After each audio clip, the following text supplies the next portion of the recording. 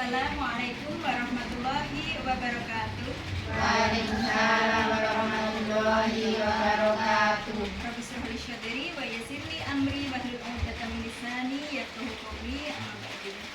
Ibu yang saya hormati, perkenalkan saya Kurniati dari Universitas Islam Yogyakarta, dari Prodi Hukum Keluarga Islam. Pada sore hari ini saya ada tugas untuk menjalankan KKN atau kuliah kerja nyata, dan juga diberikan tugas untuk menyampaikan sosialisasi yang berkaitan dengan hukum keluarga Islam. Saat ini saya mengambil tema tentang pengertian hukum waris dalam Islam. Hukum waris niku napa nggih? Mungkin ibu-ibu ada yang sudah tahu warisan. Nanti mireng nggih warisan. Warisan niku napa?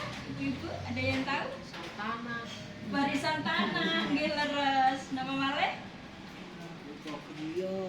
Warisan griya, warisan emas, uang nggih. Ya, terima kasih. Ibu-ibu, untuk hukum waris adalah hukum yang mengatur bahwa harta peninggalan orang yang sudah meninggal diberikan kepada mereka yang berhak atasnya, seperti keluarga saudara yang lebih berhak menurut aturan adat masyarakat setempat. Itu yang hukum waris menurut adat. Sekarang hukum waris Islam adalah cara untuk mewariskan harta orang yang sudah meninggal kepada ahli waris dan menerima bagian. Ahli waris atau pewaris adalah mereka yang berhak untuk mewarisi. Sementara mewaris sendiri atau pewaris merupakan orang yang meninggal dunia dan harta benda peninggalannya diwariskan.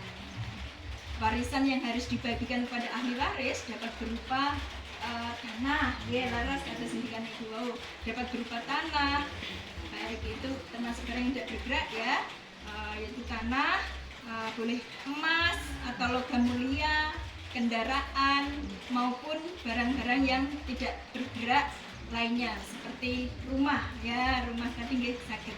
Harta tersebut dapat dibagikan kepada ahli waris dikurangi biaya pemakaman, pelunasan hutang dan pelaksanaan wasiat. Jadi harta warisan itu bisa dibagikan kepada para ahli warisnya atau yang berhak mewarisi itu setelah hutang-hutangnya dilunasi, setelah wasiatnya dilakukan. Misalnya sebelum meninggal dia punya wasiat, maka itu wasiatnya harus ditunaikan dulu. Nah, sisa hartanya baru bisa dibagikan, bisa dibagi seperti itu. Jadi harus sebagai keturunan atau anaknya yang masih hidup itu harus tahu kira-kira misalnya airnya yang sudah meninggal itu punya hutang tidak. Kalau punya hutang maka hutangnya dulu ya harus dilunasi, baru setelah itu sisanya bisa dibagikan. Ya, ibu-ibu yang saya hormati, sebenarnya ada 3 unsur dalam warisan itu. Nah, yang pertama yaitu pewaris. Pewaris itu siapa toh? Pewaris dari pendapat para ahli adalah dapat diketahui bahwa tidak semua orang yang meninggal dunia itu disebut pewaris. Karena apa? Karena syarat untuk dapat disebut pewaris adalah orang yang meninggal dunia tersebut harus meninggalkan harta benda. Kalau ternyata yang sudah meninggal ini tidak punya harta, dia tidak bisa disebut pewaris, karena otomatis dia tidak ada harta yang dibagi ke yang ditinggalkan itu. Misalnya anak cucunya dan sebagainya itu tidak akan mendapatkan itu kalau tidak ada peninggalan. Itu. Itulah pewaris. Jadi pewaris itu adalah orang yang sudah meninggal dan dia meninggalkan harta kekayaan. Yang kedua adalah ahli waris. Ahli waris itu siapa? Ahli waris dalam sistem pewarisan Islam untuk dapat beralih harta seseorang yang telah meninggal dunia kepada orang yang masih hidup harus ada hubungan kekeluargaan antara keduanya, yaitu hubungan kekeluargaan ini bisa berdasarkan adanya hubungan darah, misalnya anak, berdasarkan hubungan perkawinan yang sah, misalnya misalnya istrinya atau suaminya seperti itu. Terus bisa juga dari pihak hubungan darah kakak, adik dan sebagainya, atau saudara kandung, kayak itu bisa disebut ahli waris. Yang ketiga adalah unsurnya harta warisan. Harta warisan ini adalah harta peninggalan orang yang sudah meninggal. Jadi harta yang ditinggalkan pewaris untuk dibagi-bagikan kepada orang yang berhak mewarisi.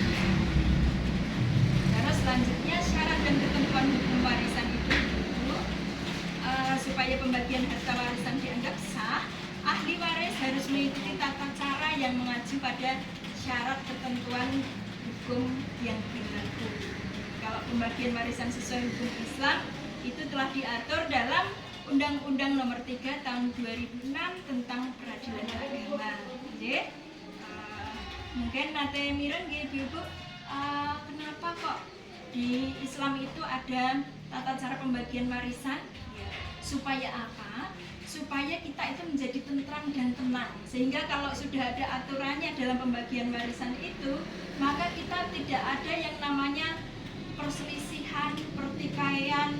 Kan ada ya Ibu, gara-gara warisan enek sing sampai bertengkar dan sebagainya, warisannya jadi rebutan karena pembagiannya merasa tidak adil dan sebagainya, seperti itu. Nah, oleh karena itu di hukum Islam ini disampaikan bahwa supaya tidak terjadi perselisihan itu, di Al-Quran sendiri sudah dijelaskan dengan jelas pembagian waris itu. Mungkin itu Ibu ada yang mau bertanya tentang warisan ini? Ya, cukup ya? Ya, sudah paham. Kalau sudah paham tentang warisan ini, mungkin bisa kita lanjutkan lain waktu. Dari kami banyak kurang maaf, saya akhiri dulu. Assalamualaikum warahmatullahi wabarakatuh.